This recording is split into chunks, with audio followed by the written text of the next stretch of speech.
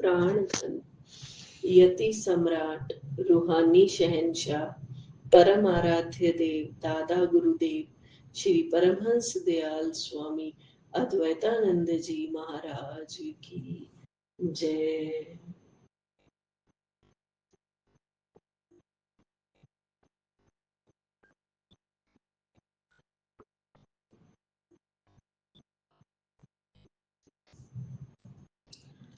रूहानी शहंशाह अनंत श्री विभूषित ब्रह्मनिष्ठ ब्रह्म श्रोत्रिय श्री 1008 श्री सद्गुरुदेव स्वामी स्वरूपानंद जी महाराज की जय।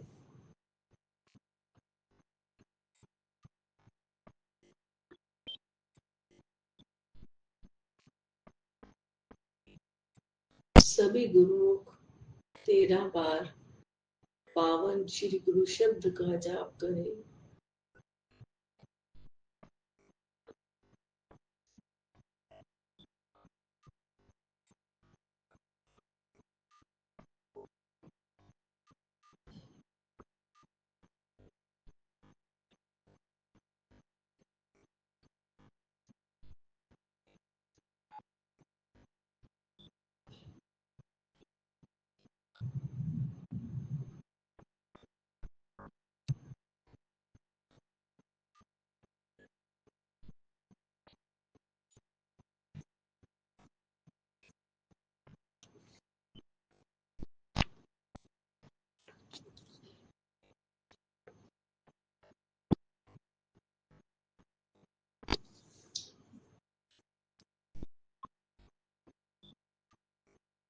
अद्भुत न्यायाधीश श्री स्वामी जी कुछ समय पहले गांव बुर्ज बरनाला कोट खुदायार चिन्योट में दर्शन दे चुके थे।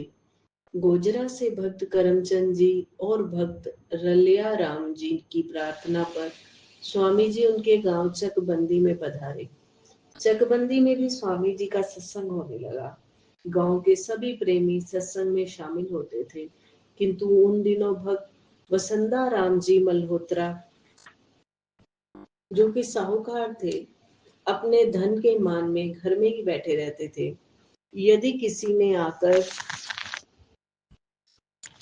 उन्हें सत्संग में शामिल होने के लिए कहा भी तो उन्होंने इसे इतना कहकर टाल दिया कि हमने ऐसा बहुत से महात्मा देखे हैं, इसलिए मैं ऐसे सत्संग में जाकर क्या करूं। इनके मन में विचार था कि मैं धनवान हूं, महात्मा शायद मुझसे कुछ मांग ना ले। इसी कारण भक्त वसंदा राम जी सत्संग में शामिल न होते थे। कुछ दिन बाद भक्त वसंदा राम जी के मन में विचार आया कि जाकर देखना चाहिए कि ये महात्मा कैसे हैं। लोग दूर दूर से इनके दर्शन करने को आते हैं, भला देखना चाहिए कि ये कैसा पाखंड है। तब यह थोड़ा सा प्रसाद लेकर स्वामी जी को दूर से प्रणाम करके प्रसाद एक और रखकर बैठकर सत्संग सुनने लगे। स्वामी जी ने उस दिन भी श्री गुरु महाराज जी की याद में आंसू बहाए और प्रेम पूर्ण सत्संग किया। भक्त वसंदा राम जी ने जब स्वामी जी के ये वचन सुने तो इन्होंने पूछा, महाराज यदि आपको इतना ही प्रेम और इष्ट देव भगवान के चरणों में है तो आप उनके दर्शन करने के लिए चले जाएं। स्वामी जी बोले, हमको अभी दर्शन करने के लिए आज्ञा पत्र नहीं आया है। इस प्रकार उस दिन का सत्संग समाप्त हुआ। सब प्रेमी अपने अपने घरों में जाकर विश्राम करने लगे। दूसरे दिन सुबह भक्त वसंदा राम जी ने कचहरी में किसी मुकदमे के संबंध में जाना था। उनकी पेशी दूसरे दिन थी। उस मुकदमे में जितना बड़ा मुश्किल था, उस मुकदमे को जीतना बड़ा मुश्किल था। जब भक्त वसंदा राम जी सत्संग सुनने के बाद घर जाकर सोए तो उन्होंने एक अद्भुत स्वप्न देखा कि कचहरी में निश्चित समय पर जज की कुर्सी पर सांवले रंग के सफेद रेशमी चोले वाले एक महापुरुष बैठे हैं, जिन्होंने गले में सुंदर माला तथा सिर पर गुलाबी रुमाल बांधा हुआ है। साथ ही उन्होंने आंखों पर सुनहरी चश्मा भी लगाया हुआ है। ये महापुरुष अदालत कर रहे हैं। भक्त वसंदा राम जी ने जज के इस विलक्षण भेष को देखकर लोगों से पूछा कि ये जज कब आए हैं और इन्होंने ऐसे कपड़े क्यों पहने हुए हैं। तो पता चला कि ये जज आज ही आए हैं। पहले न्यायाधीश का तबादला हो गया है। जब भक्त वसंदा राम जी आवाज पड़ने पर हाजिर हुए और अपना बयान दिया तो जज के रूप में श्री गुरु महाराज जी ने भक्त वसंता राम जी के हक में फैसला दे दिया। इसी खुशी में अपने घर में सोए हुए भक्त वसंता राम जी उछले और उन्हें जाग आ गई। तब ये चकित होकर विचार करने लगे कि नए जज कैसे हैं, किंतु फिर इसे अपने मन का भ्रम जानकर और स्वप्न समझकर मन के संकल्प का दमन कर दिया। दूसरे दिन सुबह उठकर जब ये निश्चित समय पर कचहरी में पहुंचे तो जज ने इनका साधारण सा अभ्यास सुनकर डिग्री दे दी और इनके हक में फैसला दे दिया, जैसे कि इन्होंने स्वप्न में देखा था। कचहरी से घर लौटकर रात को ये सत्संग में गए और जाते ही सर्वसंगत में इन्होंने स्वामी जी से श्री गुरु महाराज जी की वेशभूषा के बारे में पूछा। जब स्वामी जी ने अपने हृदय सम्राट महाराज श्री महाराज जी के पवित्र शरीर की शोभा तथा वेशभूषा का वर्णन किया तो भक्त वसंता राम जी प्रेम के वशीभूत होकर स्वामी जी के चरणों में गिर पड़े और स्वप्न की सारी वार्ता कह सुनाई। साथ ही इन्होंने मुकदमे में जीतने का समाचार भी सुनाया, जिसे सुनकर स्वामी जी अपने नेत्रों से प्रेम अश्रु बहाने लगे। उसी क्षण भक्त वसंता राम जी ने स्वामी जी से क्षमा मांगी और बीते हुए समय को याद करके पश्चाताप करने लगे। तब भक्त वसंता राम जी ने स्वयं तथा अपने समस्त परिवार को स्वामी जी से गुरु मंत्र उपदेश दिलवाया। भक्त वसंता राम जी ने कुछ समय बाद श्री महाराज जी से संन्यास भेष ले लिया और इनका नाम स्वामी विचार आत्मानंद जी रखा गया। इसी प्रकार चकबंदी में श्री महाराज जी का पावन यश बहुत फैला। झंग में चकबंदी से स्वामी जी झंग नगर में पधारे। वहां एक गुरुद्वारे में नित्य प्रति आपका प्रेम पूर्ण प्रवचन सत्संग होने लगा। झंग नगर में रहते हुए वहां के लोग आपसे बहुत प्रेम करने लगे और भक्ति योग का उत्तम सत्संग सुनकर काफी प्रेमी सेवक बन गए, जिनमें से पंडित साहिब दित्तामल जी, भक्त दीवान चंद जी, भक्त मथुरा दास जी, भक्त सुंदर दास जी, मलिक घनश्याम दास जी तथा बापू गणपत राम जी शिरोमणि थे। कुछ दिन बाद स्वामी जी झंग के आसपास के 2-4 गांवों में भ्रमण करने के लिए पधारे। पंडित साहिब दित्तामल जी आपकी सेवा में रमता गए। रास्ते में पंडित जी ने पूछा, स्वामी जी, जहां आपका कोई परिचित व्यक्ति ना हो वहां आप कैसे निर्वाह करते होंगे? खाने पीने की तो आपको काफी मुश्किल होती होगी। स्वामी जी बोले, भाई आप देखते चलो कि हमारा मालिक हर समय हमारे साथ है, हमारी चिंता उसको है। चिंता ना कर अचिंत रह तोरी चिंत मैं कीन। इस प्रकार चलते चलते जब आप एक गांव के नजदीक पहुंचे तो एक भक्त नहर पर स्नान करने आ रहा था। उसने आपके भगवे वेश को देखकर प्रणाम किया और भोजन के लिए प्रार्थना कर दी। वह प्रेमी बोला, महाराज मैं पटवारी हूँ, आप मेरे घर को पवित्र कीजिए, मैं अभी स्नान करके आता हूँ। स्वामी जी पंडित जी के साथ गांव में पटवारी जी के घर पहुंचे। वहां पहुंचकर आप चारपाई पर विराजमान हो गए। उस समय घर में भोजन तैयार हो रहा था। थोड़ी देर बाद पटवारी जी ने आकर बड़े प्रेम से बहुत सुंदर और स्वादिष्ट भोजन कराया। ऐसा उत्तम भोजन देखकर पंडित जी स्वामी जी से पूछने लगे, ये पटवारी जी आपके पहले से ही परिचित हैं, जो इतने प्रेम से भोजन बनाया है? प्राय साधुओं को तो लोग केवल भिक्षा ही देते हैं। यह सुनकर स्वामी जी बोले, आपको पहले भी कहा है कि हमारी चिंता किसी और को है। हमें ऐसे स्वादिष्ट पदार्थों की जरूरत नहीं। जब हमें खीर हलवे की जरूरत पड़ी तो ये पदार्थ मिलने भी दुर्लभ हो जाएंगे। हमें तो एक की जरूरत है, अनेक की नहीं। एक के पीछे अनेक आएंगे। इस प्रकार उस गांव से विदा होकर स्वामी जी दूसरे गांव में भ्रमण करते हुए एक दिन गांव भुवाना जिला जंग में पधारे। श्री स्वामी जी श्री महाराज जी के पवित्र दर्शन के लिए सीमा प्रांत में प्रार्थना पत्र भी भेजते रहते थे। भुवाना में एक वार्षिक यज्ञ होता था। यहाँ एक कुटिया पंजी तीर्थी में निराकारी मत के एक महात्मा रहते थे। वे इस यज्ञ का प्रबंध करते थे। स्वामी जी से उनका बहुत प्रेम था और उन्हें बड़े आदर पूर्वक स्वामी जी के लिए विशेष प्रबंध कर रखा था। श्री कृपाराम जी की शरणागति। एक दिन भक्त कृपाराम जी को पता चला कि स्वामी जी भुवाना के वार्षिक यज्ञ में पधारे हैं, तो वे दर्शन करने के लिए घर से चोरी निकल पड़े। लगभग 40 मील पैदल चलकर वे भुवाना पहुंचे। वहां स्वामी जी के दर्शन करके अपने मन की प्यास को बुझाया। थोड़े समय बाद भक्त कृपाराम जी के पिताजी और चाचा जी भुवाना पहुंच गए और उन्होंने भक्त कृपाराम जी को डरा धमकाकर घर लौटने के लिए मजबूर कर दिया। वे उन्हें साथ ले गए, परंतु प्रेमी को भला चैन कहाँ। फिर एक दिन भक्त कृपाराम जी चुपके से घर से निकलकर स्वामी जी के पास आ गए और सेवा का लाभ उठाने लगे। इनका सच्चा प्रेम देखकर जब घर वालों ने सोचा कि ये तो मारे खाकर और कष्ट सहन करके भी अपने प्रेम को नहीं छोड़ते, इसलिए अब ये हमारे काम के नहीं रहे। उसी दिन से भक्त कृपाराम जी स्वामी जी की सेवा घर छोड़कर करनी शुरू कर दी। टलबुलंद में सतगुरु दर्शन। अभी स्वामी जी भुवाना कुटिया में ही विराजमान थे। यज्ञ की समाप्ति में अभी 2 दिन बाकी थे और नगर टलबुलंद सीमा प्रांत से श्री महाराज जी का कृपा पत्र प्राप्त हुआ, जिसमें उनको आकर दर्शन करने की आज्ञा दी गई थी। जब स्वामी जी को यह पत्र मिला तो उनको ऐसी खुशी प्राप्त हुई मानो चिरकाल से तड़पते चातक पक्षी को स्वाति नक्षत्र की बूंद मिल गई। खुशी के कारण आंखों से अश्रु छलछला पड़े। स्वामी जी ने कुटिया के महात्मा जी से विदा मांगी, परंतु वे प्रेमवश ना माने। तब स्वामी जी वहां से चुपके से चले और सीधे चकबंदी गांव में पहुंच गए। आपने वहां सर्व भक्तों को यह सुखद समाचार सुनाया।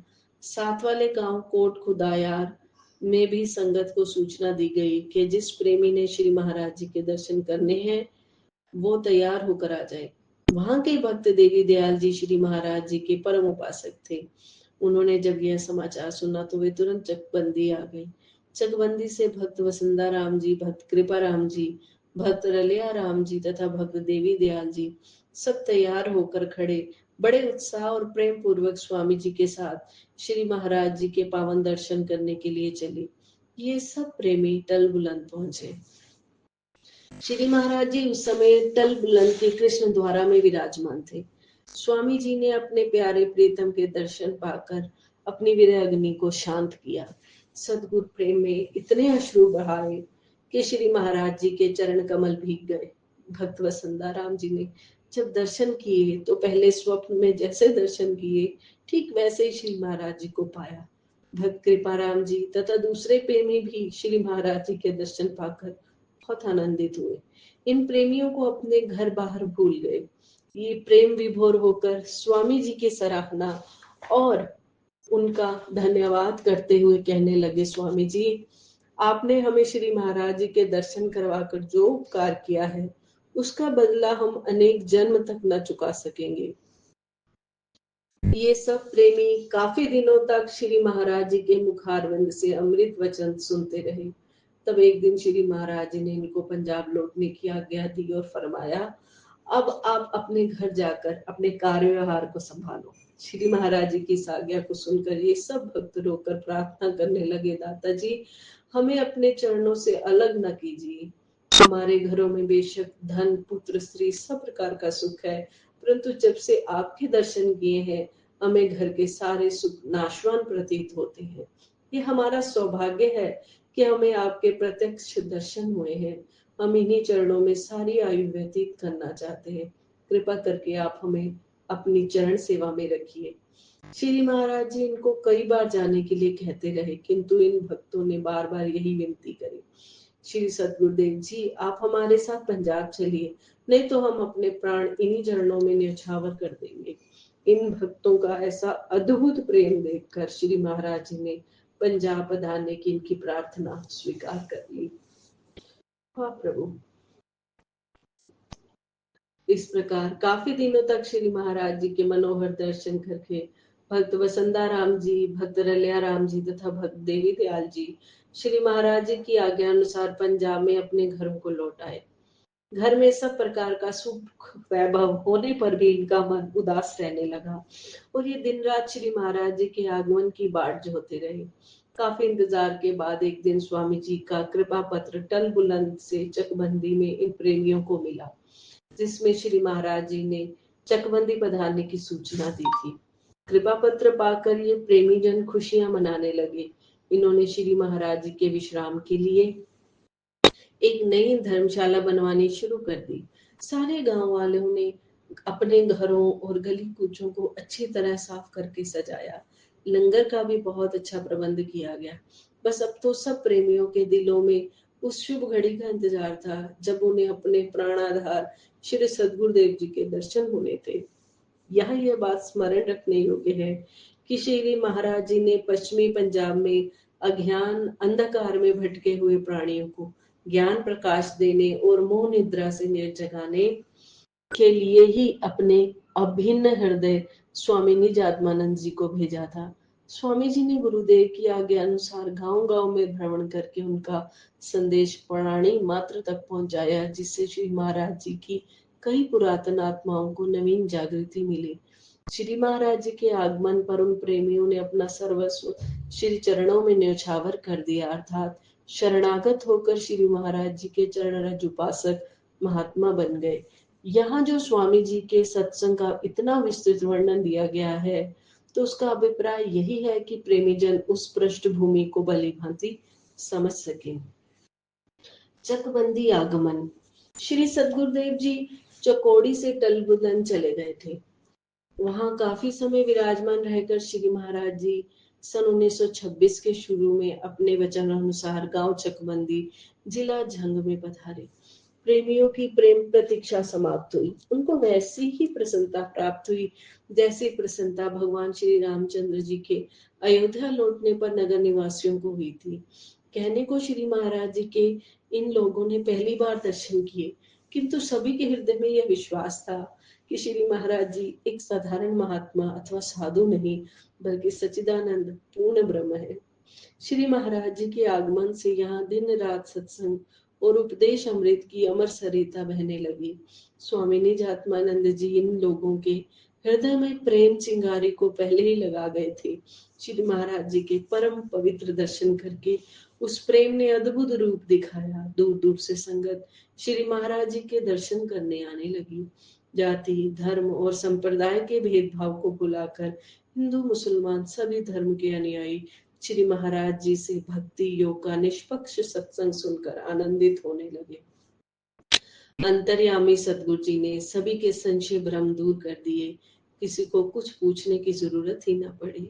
बोले श्री सतगुरुदेव महाराज की जय। भक्तवत्सल भगवान, आप जी के पवित्र पाठ का पठन और श्रवण करते हुए अनेक गलतियां हुई होंगी। अपने बच्चे समझकर गलतियों को क्षमा करते रहना प्रभु, क्षमा करते रहना, अंग संग रहना मालिक, अंग संग रहना। हम भी उस संगत की तरह आपको, आपके सच्चिदानंद पूर्ण जो ब्रह्म है आपके अंदर जो विराजमान है, हम उसको पहचान सके प्रभु। हम भी जाने, हम भी माने ये प्रभु कि आप ही सच्चिदानंद पार ब्रह्म हो। हे प्रभु कृपा करना, कृपा करना, कृपा करना। मैं अपराधी जीव हूँ, नखशिक भरा विकार, अपनी दया से सतगुरु कीजिए भव से पार। अपनी दया से सतगुरु कीजिए भव से पार।